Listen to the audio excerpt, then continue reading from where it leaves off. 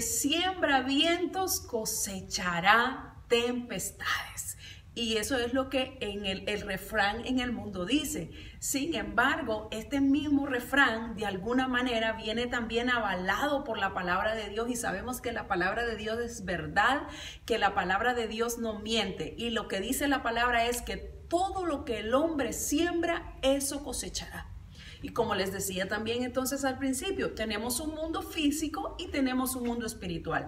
Sin embargo, cuando hablamos acerca de esta cita bíblica, que todo lo que el hombre siembra, eso cosecha, muchas personas lo podemos llevar únicamente al ámbito del dinero, al ámbito físico. Pero no, Dios es un Dios lleno de sabiduría. Ahí es donde nosotros encontramos la fuente de sabiduría. Y definitivamente cuando hablamos de esto también estamos hablando de un mundo espiritual. Todo lo que sembremos, eso vamos a cosechar, porque Dios es un Dios justo. Dios no se queda con nada, así que la justicia de Dios la vamos a ver en todo tiempo en nuestra vida física y en nuestra vida espiritual. Pero, oiga bien lo que le voy a decir, cuando vamos a pedir a Dios que haga justicia para nosotros, fíjese bien, cuando usted y yo vamos a pedir a Dios que haga justicia para nosotros, Satanás va a usar aquellos errores que nosotros pudimos haber cometido como una base legal para acusarnos delante del Señor. La palabra habla en el libro de Apocalipsis, en el capítulo 12, verso 10, que Satanás es el acusador de los hermanos. Y cuando usted se va a Apocalipsis, capítulo 12, verso 10, usted se va a encontrar que dice que este ser, nuestro enemigo, porque nos odia, ese ser nos acusa de día y de noche. Quiere decir que cualquier injusticia que nosotros hacemos, cualquier situación que nosotros hacemos y después queremos ir delante del Señor a pedirle al Señor que nos haga justicia, Satanás cree o le hemos dado nosotros un poder legal con el cual él dice, pero espérate, ¿por qué? Porque él está allá, él es el que anda acusando a los hermanos de día y de noche, y entonces nosotros con muchas cosas que nosotros hacemos le hemos dado a Satanás un poder legal para que la justicia que estamos pidiendo a Dios no se haga. ¿Por qué razón? Porque no hemos actuado justamente. Entonces la palabra dice que toda injusticia es pecado. Ahora bien, cuando tenemos uno o varios enemigos, nosotros debemos preguntarlos cómo se convirtió esta persona en nuestro enemigo. ¿Cuál fue la razón por la que esta persona se hizo mi enemiga? ¿Fue una razón justa o fue una razón injusta? Muchas veces en algunas autoridades, en algún país, alguien injustamente se hace su enemigo, y usted tiene una linda casa y algunos gobiernos se la quieren quitar, algunas personas que están en autoridades, o alguien hizo cualquier cosa en contra suya y usted está completamente seguro que usted no devolvió aquel mal, sino que usted se quedó quieta esperando en la justicia de Dios. Usted no remetió contra la persona, usted no la dañó, usted no hizo nada para perjudicarla. Entonces usted puede pedir al Señor que el Señor haga justicia con usted. Pero si la persona es enemiga suya porque usted la provocó, porque usted fue el que le hizo daño, porque usted es, entonces vamos a encontrar que la palabra del Señor nos va a poner en una balanza, como les estaba diciendo. O no necesariamente tiene a veces que ser hasta la palabra del Señor. Es que en el mundo espiritual, usted y yo, cuando nos vamos en contra de alguien, ya sea para acusar su pecado o algo, pues automáticamente nosotros nos estamos poniendo en una balanza. Así que tenemos que ver si el enemigo que tenemos es porque le hicimos alguna injusticia o es capricho de aquella persona. Pero si fue una injusticia delante de Dios, Dios ha dicho que toda injusticia es pecado y el Señor promete pelear para nosotros. Así que en el mundo espiritual, como les estoy diciendo, existe una balanza. En el libro de Daniel, en el verso 5, en el capítulo 5, verso 27, vemos nosotros que el rey Belsasar dice que su reino fue puesto en una balanza y que fue hallado falto. Así que nuestras acciones son puestas en balanza, nuestras actitudes son puestas en balanza, las acciones que nosotros hacemos son puestas en balanza. Cuando nosotros vamos a juzgar a alguien o algún hecho, nosotros tenemos que saber que el juzgar es una situación bien delicada. ¿Por qué razón? Porque muchas veces juzgamos el pecado de una persona, pero, fíjese bien, juzgamos el pecado de una persona, pero no estamos viendo el pecado que hay en nosotros. O sea, que nosotros estamos creyendo que el pecado de una persona que estamos juzgando es peor que el pecado que nosotros estamos haciendo. Entonces, pero sin embargo, ante los ojos de Dios, tanto el pecado de aquella persona como el pecado mío es pecado delante del Señor. Pero por cuanto fui yo quien juzgó a la persona por el pecado que ella está cometiendo en el mundo espiritual, automáticamente me subo en la balanza. Entonces, una vez que yo juzgo a la persona, automáticamente yo también voy a ser juzgada. Yo también voy a subir en la balanza en la que subí a la persona. Fíjese bien, ¿qué es lo que le quiero decir con esto? Bueno, ante Dios, aquella persona está cometiendo pecado, aunque no sea el mismo pecado que está cometiendo usted. Pero la palabra de Dios dice que con la vara que nosotros medimos, seremos medidos. El libro de Mateo capítulo 7, verso 2 lo dice y usted lo puede rectificar. Con la vara que medís, serás medido. Si estás criticando, si estás acusando a tu hermano, si te estás poniendo en el lugar del enemigo, acusando a tu hermano, para señalar el pecado y tú tienes pecado también, pues tienes que saber que de la misma manera que mediste, de la misma manera que acusaste a tu hermano, de esa misma manera tú también serás medido.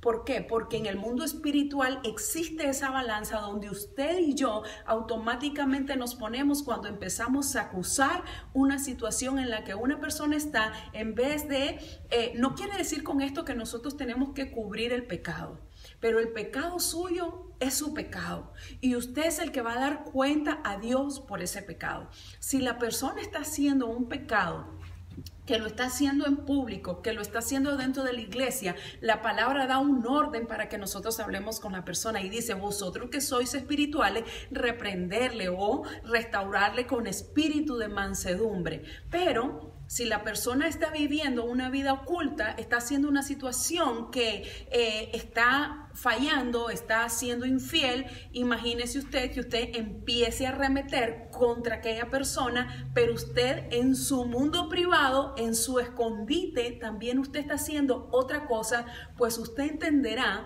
que usted entonces también será subido a una balanza, porque con la misma medida que usted está midiendo, con esa medida se le va a medir a usted. Ahora bien, entonces, ¿quiénes pueden, me dice usted, pedir justicia a Dios? ¿Quiénes pueden entonces decirle al Señor: Señor, hazme justicia? Mire qué lindo funciona esto. La Biblia es una maravilla. Cuando usted definitivamente no tiene ningún error que usted sienta en su corazón que está en pecado, que usted sienta en su corazón que usted está fallando, pero se han levantado enemigos en contra suya, que usted no ha hecho nada para que esos enemigos se levanten, solamente ha sido capricho de esas personas, solamente ha sido envidia de esa persona tiene celo de su vida, tiene celo de su hogar, tiene celo de su ministerio, pero usted no se ha levantado en contra de esa persona absolutamente para nada. Si usted ha hecho esto y usted no ha arremetido contra aquella persona, usted puede ir al Señor y usted puede, con el Salmo 7, usted puede ir y le puede decir al Señor: Señor, yo quiero que tú reivindiques mi vida y el Señor va a pelear por usted. Pero para nosotros hacer esto, nosotros tenemos que entender que nosotros, usted y yo, no hemos ido en contra de aquella persona. Que la persona se ha ido en contra de nosotras, como le decía, por gusto propio, por envidia, por celo, por contienda, pero usted se ha mantenido quieto, confiando en su Señor sin hacer nada. Ahora bien, voy a contarle la historia para donde vamos, para que usted vea por la Biblia cómo es que el Señor actúa y cómo el Señor hace las cosas de una manera maravillosa, para que usted y yo entendamos la palabra y podamos vivirla y podamos manejarnos con cuidado, con delicadeza, sabiendo que con la vara que medimos vamos a ser medidos y que delante del Señor todas las cosas están registradas, no hay nada oculto para el Señor. Cuando vamos al libro de Daniel, al capítulo 4, ahí vemos acerca de una historia donde nos va a hablar de la locura, dice, de el rey Nabucodonosor. Y es que el rey Nabucodonosor cayó en una locura. ¿Por qué él cayó en una locura? Vamos a verlo para que usted vea. En el capítulo 4 habla, dice, de que él estaba de lo más sentado, dice, estaba tranquilo, dice el verso 4:4. Estaba yo tranquilo, dice, en mi casa y floreciente, dice, en mi palacio. Y vi un sueño, dice él, que me espantó. Y él va a relatar el sueño, pero como él manda a llamar a Daniel para que le revele el sueño, no lo quiero volver a leer porque lo voy a leer cuando se lo esté relatando a Daniel. Entonces vamos a darle vuelta a la página y vamos a ir entonces al verso 16, y dice: su corazón de hombre se ha cambiado y se le ha dado el corazón de bestia, y pasen sobre él 7 tiempos. Oiga bien, la sentencia es por decreto de los vigilantes y por el dicho de los santos de su resolución, para que conozcan los vivientes que el Altísimo gobierna en el reino de los hombres. Es importante que usted y yo tengamos bien claro en nuestra mente y en nuestro corazón que aquí el que reina es Dios, que toda injusticia será juzgada, que toda injusticia es pecado y que todo está delante del Señor. Pero Él le está diciendo entonces que es para que los demás hombres conozcan. Fíjese bien, yo quiero que ponga atención a esta lectura y usted la lee en su tiempo. Voy al Daniel 4:17. La sentencia es por decreto, por los vigilantes y dicho por los santos la resolución, para que conozcan los vivientes que el Altísimo gobierna en el reino de los hombres, y a quien Él quiere lo da, y constituye Él al más bajo de los hombres. Ahora viene Nabucodonosor diciendo lo siguiente: yo, el rey Nabucodonosor, he visto este sueño. Tú pues, Belsasar, le está diciendo a Daniel porque lo mandó a llamar para revelarle el sueño, dirás la interpretación de él, porque todos los sabios de mi reino no han podido mostrarme su interpretación, mas tú puedes, porque mora en ti el espíritu de los dioses santos. 19. Entonces Daniel, cuyo nombre era Belsasar, quedó atónito. Cuando el rey le contó el sueño, dice que este muchacho quedó atónito. ¿Qué quiere decir? Que quedó espantado del sueño que le estaba contando, porque Daniel se estaba dando cuenta de la interpretación del sueño.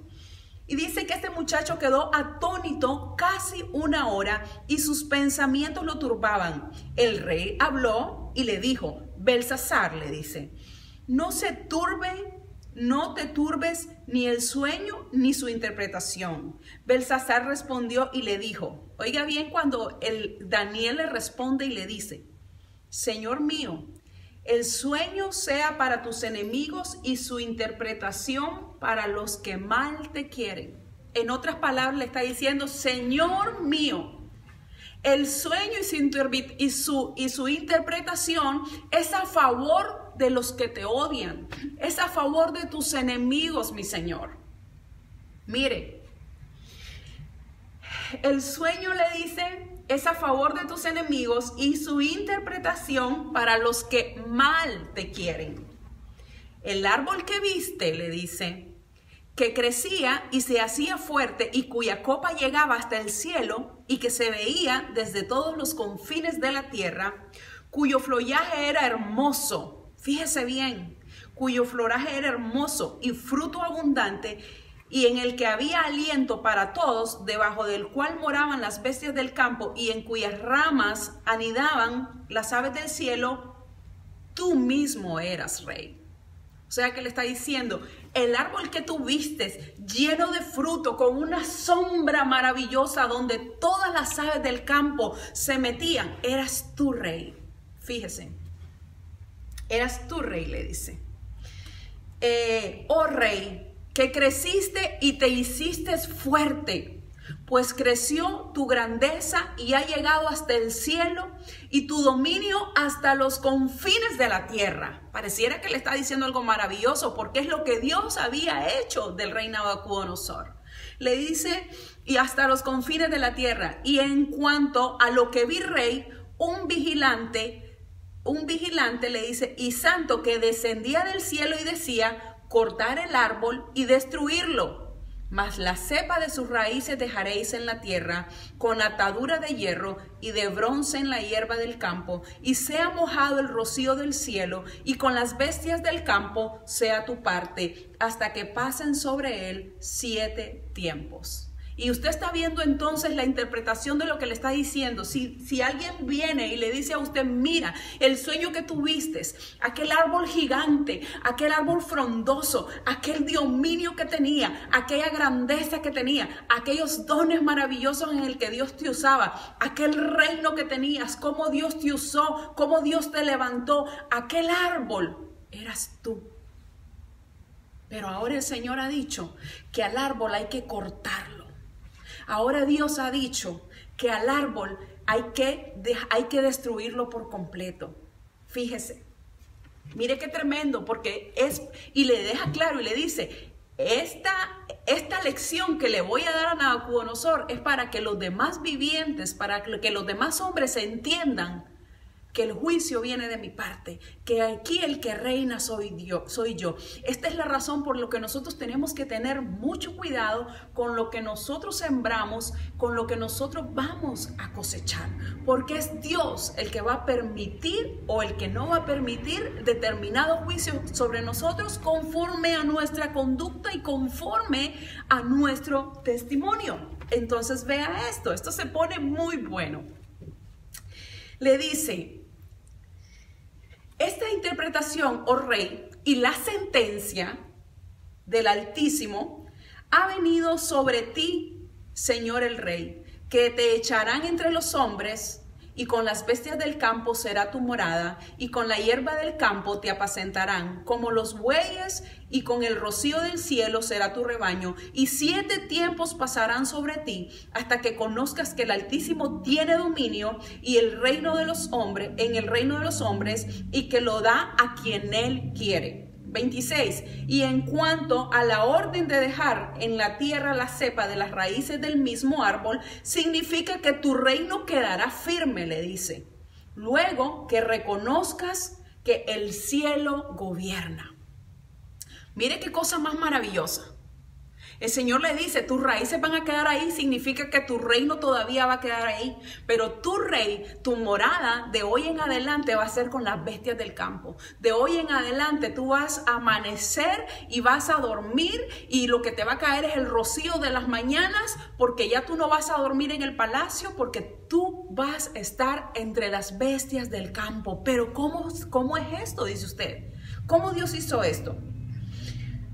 Le dice, por tanto, oh rey, le dice Daniel, por tanto, oh rey, acepta mi consejo y tus pecados redime con justicia y tus iniquidades haciendo misericordia con los oprimidos, pues tal vez será esto una prolongación de tu tranquilidad. Así que Daniel está diciendo en otras palabras, rey, es necesario que te pongas a cuentas con el Señor, es necesario que pidas perdón, es necesario que empieces a hacer misericordia con tus enemigos, es necesario que te pongas a cuentas con tus enemigos, hermana, es necesario que llames a tu suegra, es necesario que llames a tu hermana, es necesario que llames a tu amiga, es necesario que te pongas a cuentas porque te puede llegar la hora de que Dios vaya a procesar tu vida. Es necesario que des perdón y es necesario que busques el perdón. Es necesario, aunque los hombres no acepten, es necesario que usted y yo nos mantengamos a cuentas con el Señor. Lo único que usted debe guardar en su corazón es la palabra del Señor,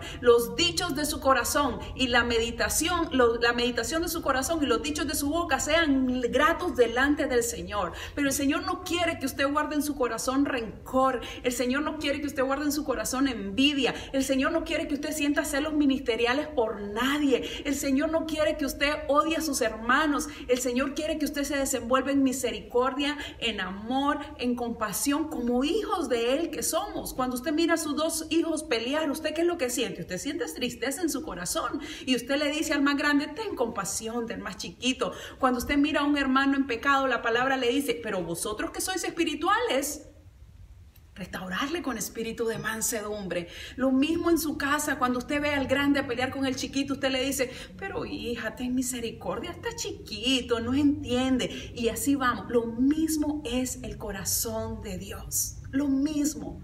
Así que el Señor no quiere que nos llegue a pasar como la historia que le está pasando aquí al rey Nabucodonosor, para que entendamos que Dios reina, para que entendamos que no podemos estar haciendo justicia con las demás personas. Entonces vea lo que pasa. Daniel le recomienda que se arrepienta, que haga misericordia, que se ponga, tal vez le dice, tal vez, no le da seguridad, porque Daniel no es rey, no es Dios, perdón. Entonces, pero le dice, tal vez se prolonguen tus días y quién sabe, y si Jehová tiene misericordia de ti. Todo esto vino sobre el rey Nabucodonosor, o sea que él siguió en las mismas. Al cabo de 12 meses, pasado un año después de que Daniel le interpretó el sueño, dice, paseando en el palacio real de Babilonia, habló el rey y dijo, no es esta, oiga bien, todavía el corazón del rey sigue endioseado, porque vea las palabras que se le ocurre pronunciar al rey Belsasar.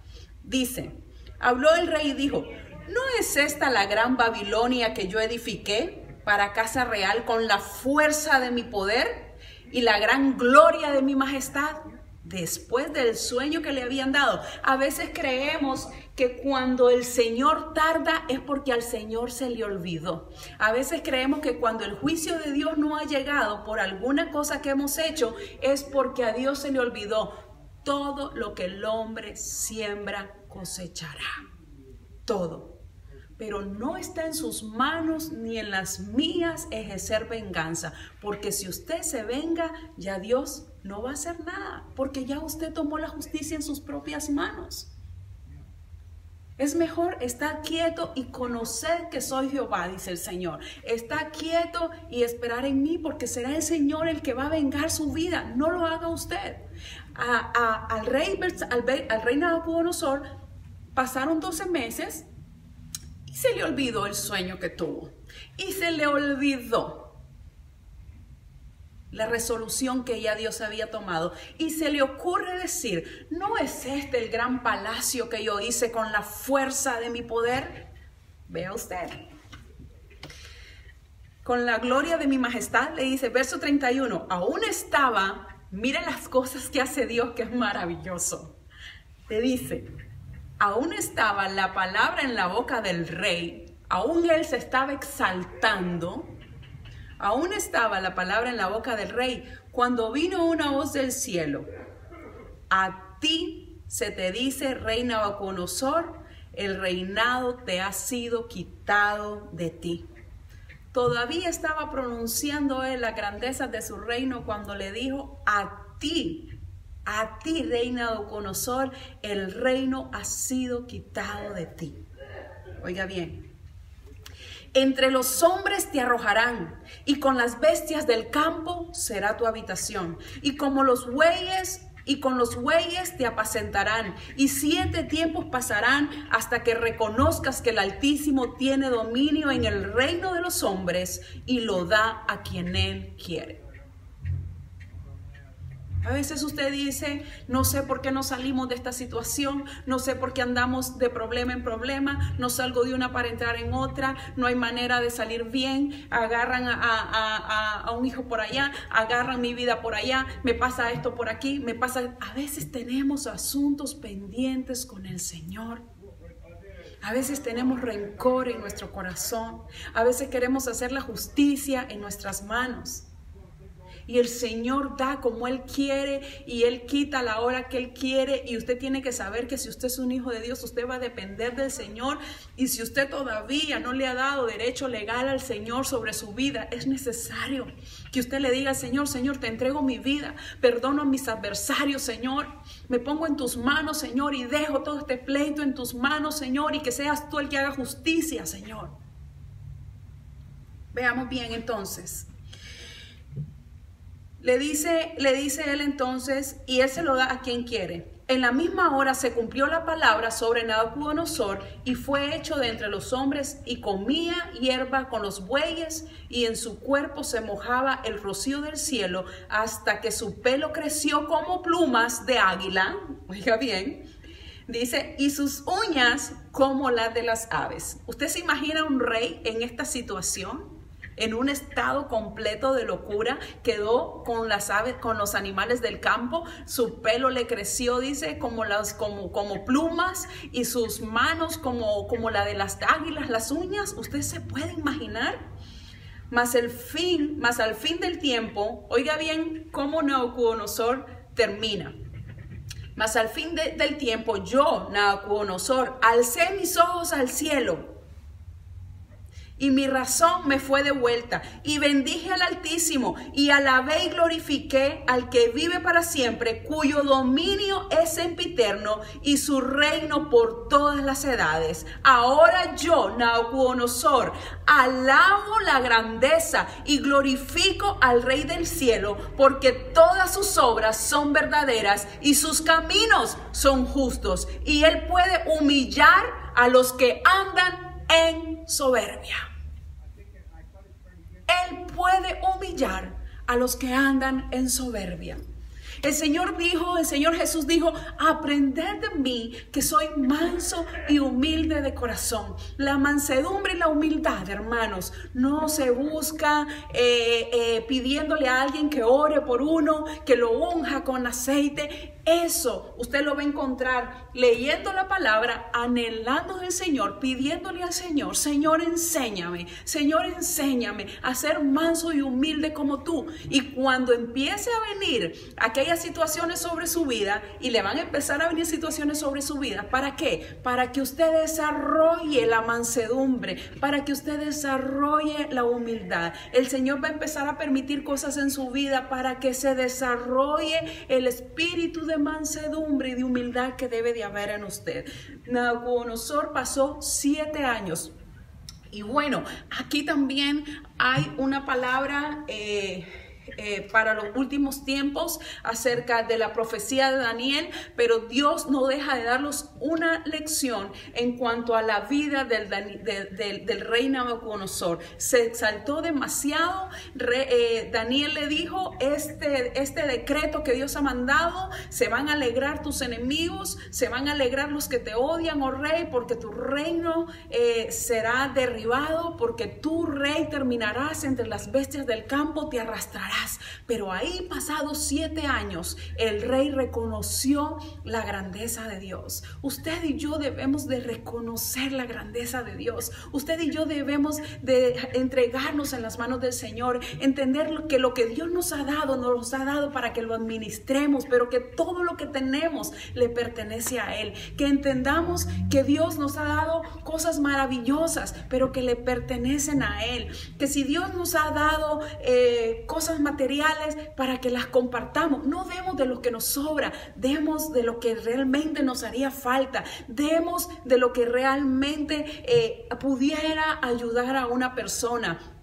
Usted y yo debemos aprender a confiar en el Señor, debemos aprender a dejar la crítica, debemos aprender a dejar de sembrar y de cosechar maldad, porque definitivamente el que reina por los siglos de los siglos es el Señor, y para Él Toda injusticia es pecado. Para Él, toda situación, cuando nosotros nos levantamos en contra de nuestros hermanos, en contra de los hombres, en contra de quien sea, nosotros mismos automáticamente nos estamos subiendo en una balanza donde vamos a medir, pero una vez que estamos midiendo, la balanza también nos hace que nos subamos nosotros, y con la misma vara que nosotros estamos midiendo a nuestros amigos, a nuestros hermanos, con esa misma vara seremos medidos. Es esto la razón, y no quiere decir que usted no va a juzgar, porque fíjese bien, el Señor dice que el espiritual juzga todas las cosas, pero Él no es juzgado por nadie. Así que si usted cree que usted tiene una vida íntegra, pura, santa delante del Señor, usted puede juzgar.